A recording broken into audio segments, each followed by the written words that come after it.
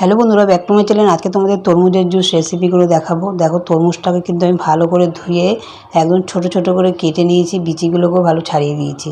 আমি কিন্তু এখানে গোটা তরমুজ নেইনি, যতটুকু দরকার ততটুকুই নিয়েছি, বাকিটা রেখে দিয়েছি। তরমুজগুলো ভালো করে বিচি ছাড়িয়ে কেটে টেটে নিলাম। এবার এটাকে ভালো করে মিক্সির জারে পেস্ট করে নেব।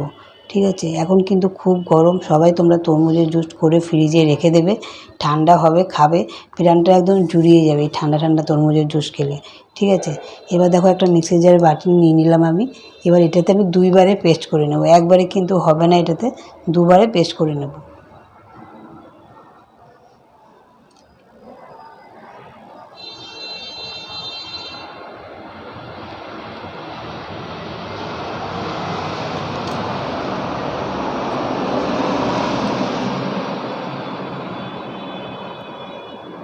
দিয়ে দিলাম, এবার আমি হাফ বাটিরও কম একটু চিনি দিয়ে দিলাম, কেননা তরমুজ এমনিতেই খুব মিষ্টি হয়, বেশি মিষ্টি দেওয়ার দরকার নেই।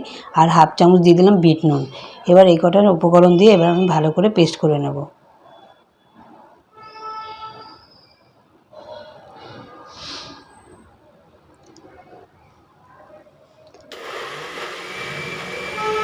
দেখো, এটা আমি পেস্ট করে নিচ্ছি।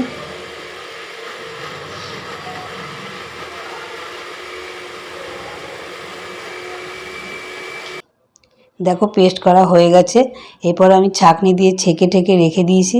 এরপরে তোমাদের আমি গ্লাসে ঢেলে পরিবেশন করে দেখাচ্ছি। দেখো, তরমুজের জুসটা কত খেতেও ভালো হয়েছে। এরপরে কি করব বলো তো, এটা আমি এখন ফ্রিজে রেখে দেবো। যে যখন আসবে ফ্রিজ থেকে বার করে দেবে, ঠান্ডা ঠান্ডা তরমুজের জুস খেতে কিন্তু দারুণ লাগে। ভিডিওটা কেমন লেগেছে কমেন্টে অবশ্যই জানাবে। তোমরা অবশ্যই তরমুজ এখন অ্যাভেলেবেল বাজারে পাওয়া যাচ্ছে, তরমুজ এনে এরকম জুস করে ফ্রিজে রেখে দেবে।